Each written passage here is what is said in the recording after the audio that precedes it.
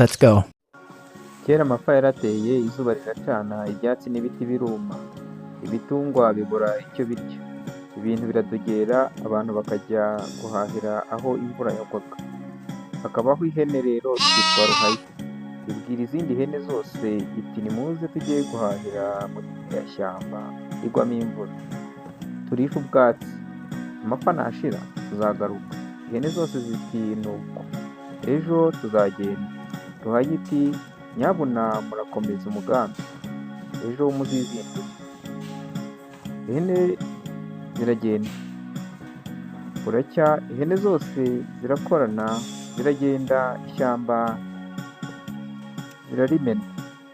Zigejeje mu gicamunsi imvura iragwa. Ihene zijya kugama, aho zugama zibona isenga ari rwo rutare impyisi yabagamo, ariko ihene ntizibimenye.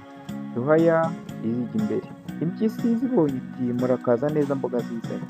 Ihene zose zirugama ariko zifite ubwoba.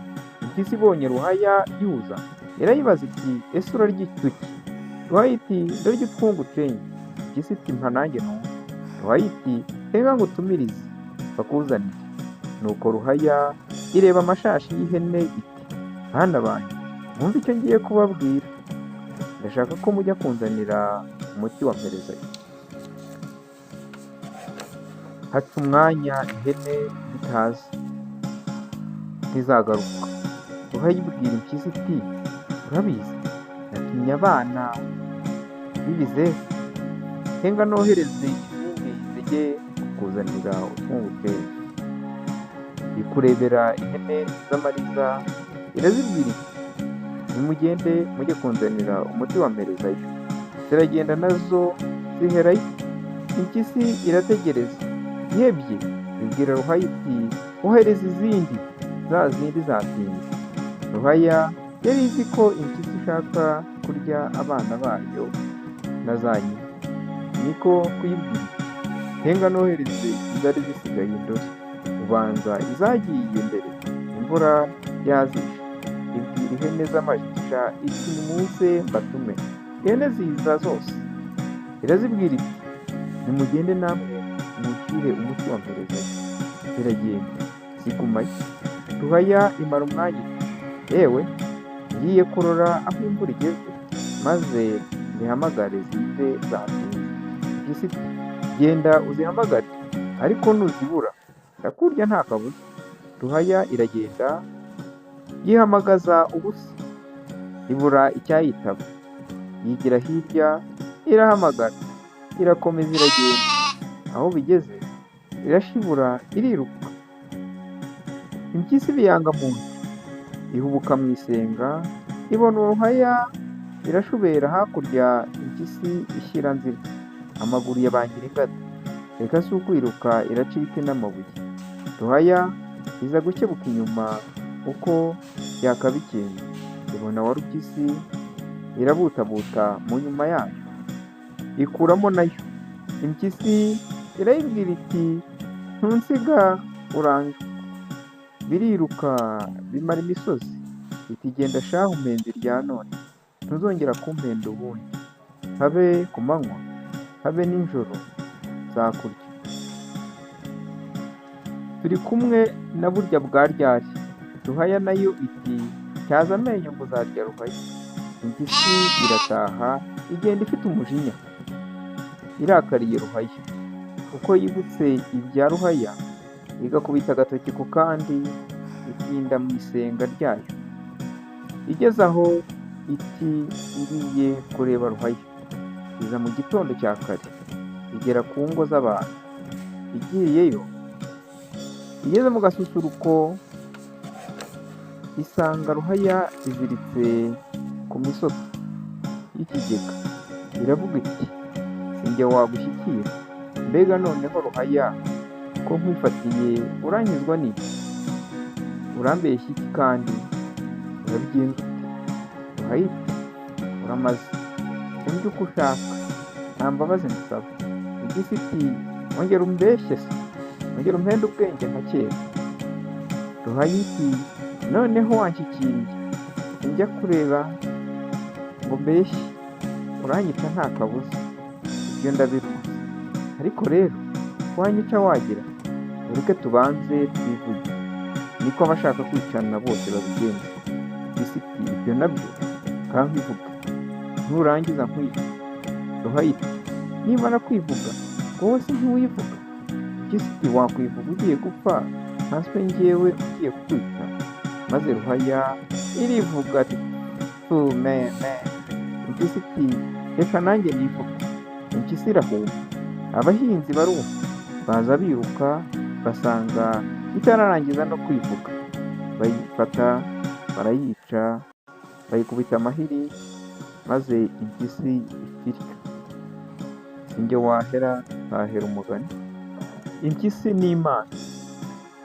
Impyisi yari hamwe n'izindi nyamaswa maze irebye umurizo wayo isanga utameze nk'uw'izindi nyamaswa.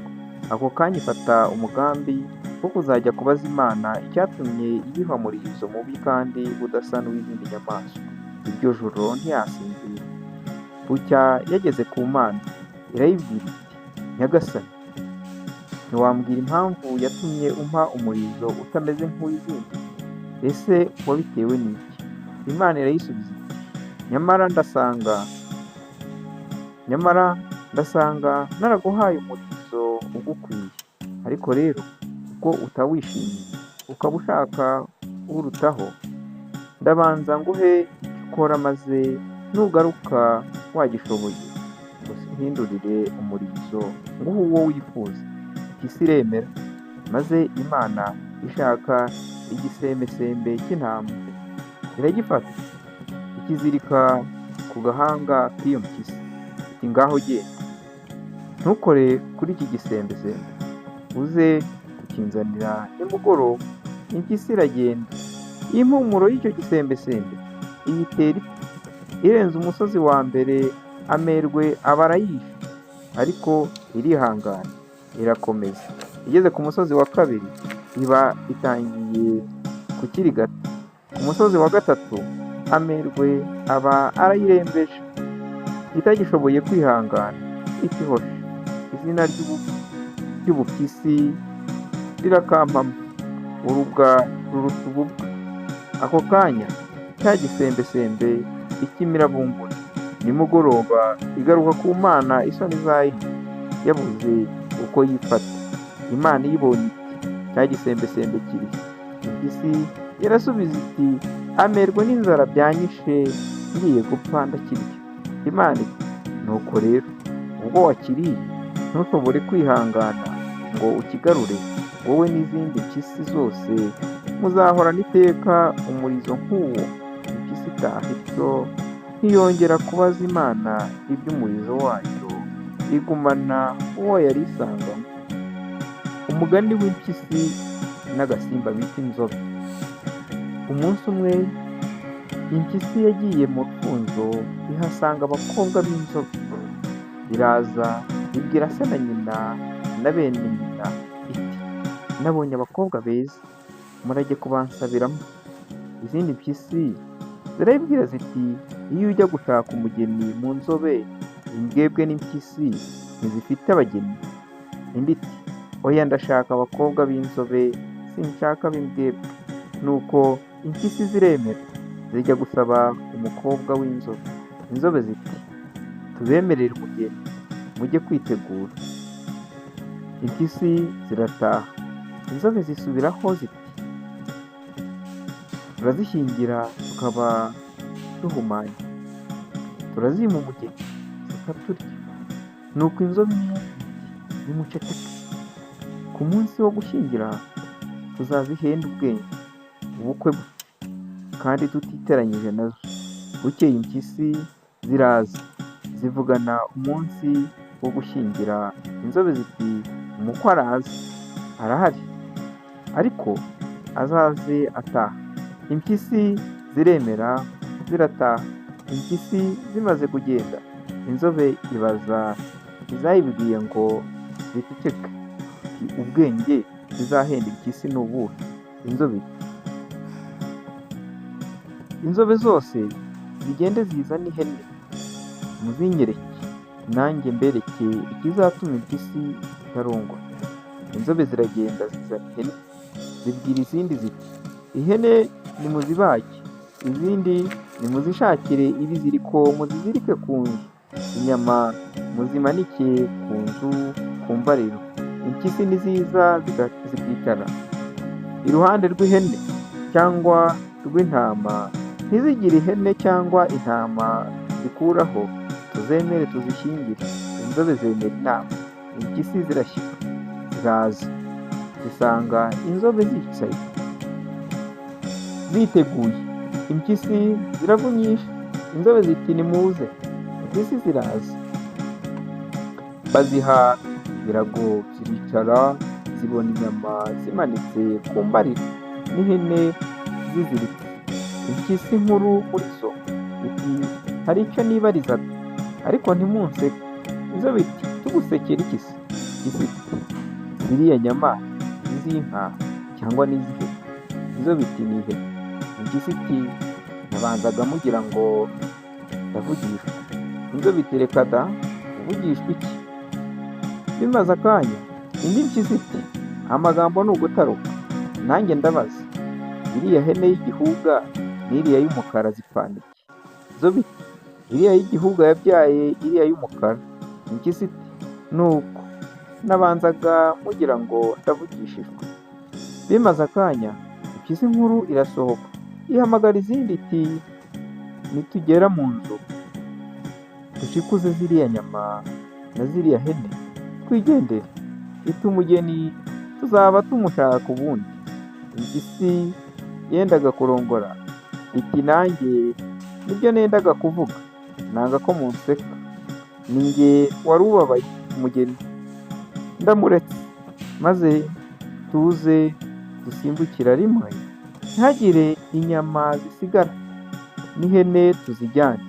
Impyisi nkuru irongera irazibwira iti nimucyo musubire mu nzu, maze mwicare neza, nimubona mpagurutse namwe mubonereho.